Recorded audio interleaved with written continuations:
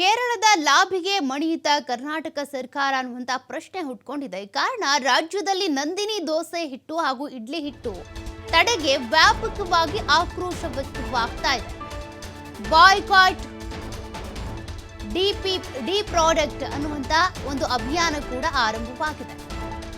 ಅಂದ್ರೆ ಇಲ್ಲಿ ಇಡ್ಲಿ ಹಿಟ್ಟು ಹಾಗೂ ದೋಸೆ ಹಿಟ್ಟನ್ನ ನಂದಿನಿ ಬ್ರ್ಯಾಂಡ್ ಅಡಿಯಲ್ಲಿ ಜಾರಿಗೆ ತರ್ತೀವಿ ಅಂತ ಕೆಎಂಎಫ್ ಈ ಹಿಂದೆ ಘೋಷಣೆ ಮಾಡಿತ್ತು. ಆದ್ರೆ ಇನ್ನೂ ಕೂಡ ವಿಳಂಬ ಆಗ್ತಾ ಇದೆ. ಇದಕ್ಕೆ ಕೇರಳದ ಲಾಭಿನೇ ಕಾರಣ ಅನ್ನುವಂತ ಪ್ರಶ್ನೆ ಹುಟ್ಕೊಂಡಿದೆ. ಕೆಎಂಎಫ್ ಎಂಡಿ ಎಂಕೆ ಜಗದೀಶ್ ದಿಢೀರ್ ಅಂತೇಳಿ ವರ್ಗಾವಣೆಗೊಂಡಿದ್ದಾರೆ.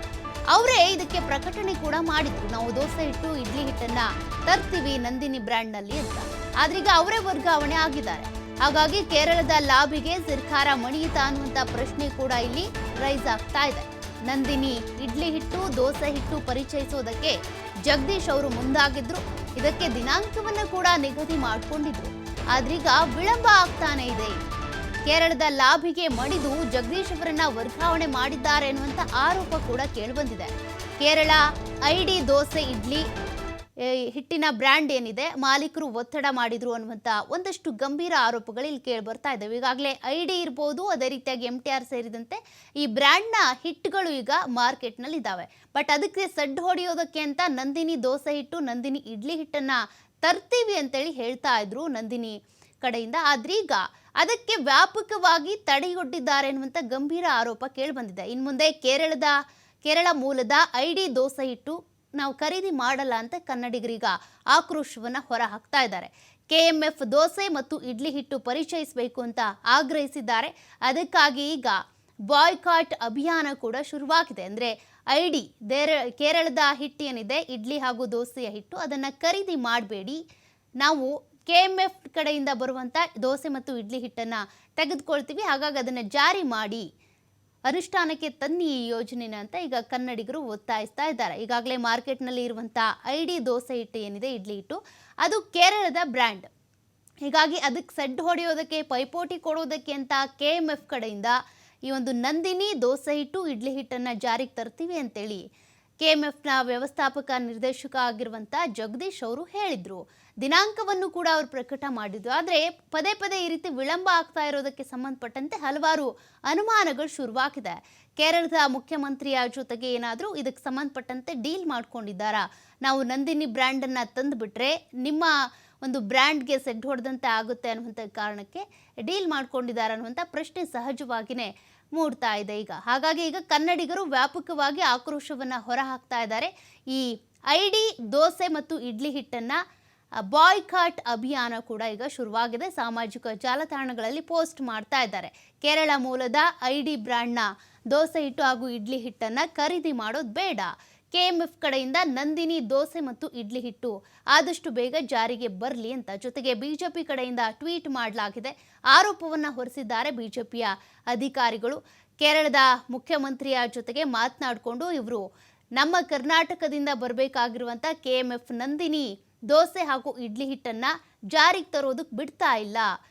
ಕರ್ನಾಟಕದ ಮುಖ್ಯಮಂತ್ರಿಗಳು ಸಿದ್ದರಾಮಯ್ಯನವರು ಏನಿದ್ದಾರೆ ಕೇರಳದ ಮುಖ್ಯಮಂತ್ರಿಯ ಜೊತೆಗೆ ಇದಕ್ಕೆ ಸಂಬಂಧಪಟ್ಟಂತೆ ಮಾತುಕತೆ ನಡೆಸಿಕೊಂಡು ನಮ್ಮ ಕೆಎಂಎಫ್ ಬ್ರ್ಯಾಂಡ್ನ ನಂದಿನಿ ದೋಸೆ ಹಿಟ್ಟು ಇಡ್ಲಿ ಹಿಟ್ಟು ಬರದೇ ಇರೋ ರೀತಿಯಾಗಿ ತಡೆಯೊಡ್ತಾ ಇದ್ದಾರೆ ಅಂತ ಬಿಜೆಪಿ ಟ್ವೀಟ್ ಮಾಡಿ ಈಗ ಆಕ್ರೋಶವನ್ನು ವ್ಯಕ್ತಪಡಿಸಿದೆ.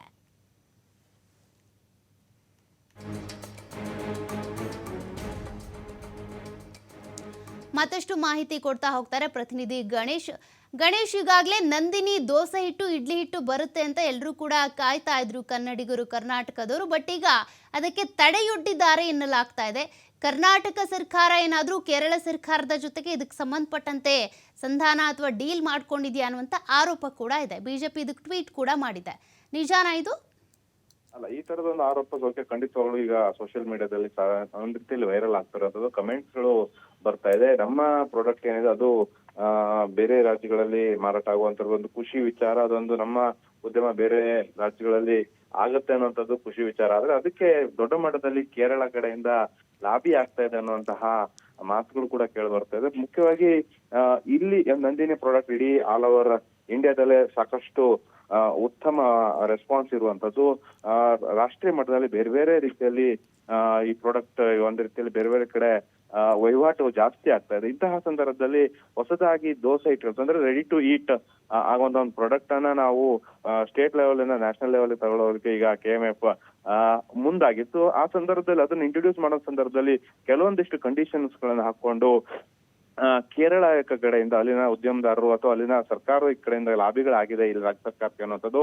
ಆ ಹಿನ್ನೆಲೆಯಲ್ಲಿ ದಿಢೀರಾಗಿ ಏಕಾಏಕಿ ಮೊನ್ನೆ ಅಷ್ಟೇ KMF MD ಅಂತ ಜಗದೀಶ್ ಅವರ ವರ್ಗಾವಣೆ ಆಗುತ್ತೆ. ಈಗ ಶಿವಸ್ವಾಮಿ ಅನ್ನೋರು ಕೂಡ ಒಂದು ಜಾಗಕ್ಕೆ ಬರ್ತಾರೆ. ಅಂದ್ರೆ ಎಲ್ಲೋ ಒಂದು ರೀತಿಯಲ್ಲಿ ಆ ಪ್ರಾಡಕ್ಟ್ ಲಾಂಚ್ ಆಗಿ ಕೆಲವೇ ದಿನಗಳಲ್ಲಿ ಉನ್ನತ ಸ್ಥಾನದಲ್ಲಿರುವಂತಹ ಅದರ ಜೊತೆ KMF ನ ವ್ಯವಸ್ಥಾಪಕ ನಿರ್ದೇಶಕರೊಬ್ಬರನ್ನ ಏಕಾಏಕಿ ವರ್ಗಾವಣೆ ಮಾಡ್ತಾರೆ ಅನ್ನೋಂಥದ್ದು ಅನುಮಾನಕ್ಕೆ ಕಾರಣ ಆಗಿದೆ ಅನ್ನುವಂತಹ ಒಂದಿಷ್ಟು ಅಂಶನ ಇಟ್ಕೊಂಡು ಜನರು ಹಾಗೇನೆ ಗ್ರಾಹಕರೇನಿದ್ದಾರೆ ಸೋಷಿಯಲ್ ಮೀಡಿಯಾ ಮೂಲಕ ಒಂದ್ ರೀತಿಯಲ್ಲಿ ಅನುಮಾನವನ್ನು ವ್ಯಕ್ತಪಡಿಸ್ತಾ ಇದ್ದಾರೆ ಅನ್ನೋದು. ಹೀಗಾಗಿ ಈ ಬಗ್ಗೆ ನಾವು ಕೂಡ KMF ಅಧ್ಯಕ್ಷ ಭೀಮಾ ನಾಯ್ಕ ಅವ್ರನ್ನು ಕೂಡ ಕೇಳ್ತಾ ಇದೀವಿ. ಆ ತರದ್ ಯಾವುದೇ ರೀತಿಯ ಆರೋಪಗಳೇನು ಇಲ್ಲ. ಅದಕ್ಕೆ ಕೆಲವೊಂದಿಷ್ಟು ಕ್ಲಾರಿಫಿಕೇಶನ್ ಆಹಾರ ಇಲಾಖೆ ಕೇಳಿರೋದ್ರಲ್ಲಿ ನಾವು ಮಾಡಿಫೈ ಮಾಡಿ ಮತ್ತೆ ನಾವು ಮಾರ್ಕೆಟಿಗೆ ಲಾಂಚ್ ಮಾಡ್ತೀವಿ. ವರ್ಗಾವಣೆಗೂ ಇದಕ್ಕೂ ಲಿಂಕ್ ತರೋದಲ್ಲ ಅನ್ನೋಂತ ಒಂದು ಮೇಲ್ನೋಟದ ಸ್ಪಷ್ಟನೆಯನ್ನ ಶಾಸಕರು ಹಾಗೇನೆ KMF ನ ಅಧ್ಯಕ್ಷರಾದ ಭೀಮಾ ನಾಯ್ಕ ಅವ್ರು ಹೇಳ್ತಿದ್ದಾರೆ. ಎಲ್ಲೊಂದ್ ರೀತಿಯಲ್ಲಿ ಈ ಒಂದು ಸೋಷಿಯಲ್ ಮೀಡಿಯಾಗಳಲ್ಲಿ ಈ ತರದೊಂದು ಟಾಕ್ ಸೃಷ್ಟಿಯಾಗಿರುವಂತ ಹಿನ್ನೆಲೆಯಲ್ಲಿ ಹಲವು ಅನುಮಾನಗಳು ಕಾರಣ ಆಗ್ತದೆ. ಅಂದ್ರೆ ಅನ್ಯ ರಾಜ್ಯಗಳ ಲಾಬಿಗೆ ಸರ್ಕಾರ ಮಣಿತಾ ಅನ್ನುವಂಥದ್ದು. ಹಾಗೇನೆ ಈ ಒಂದು ವಿಚಾರವನ್ನು ಇಟ್ಕೊಂಡು ಈಗ ವಿಪಕ್ಷ BJP ಕೂಡ ಸರ್ಕಾರದ ವಿರುದ್ಧ ಆರೋಪವನ್ನ ಮಾಡ್ತಾ ಇರುವಂತದ್ದು.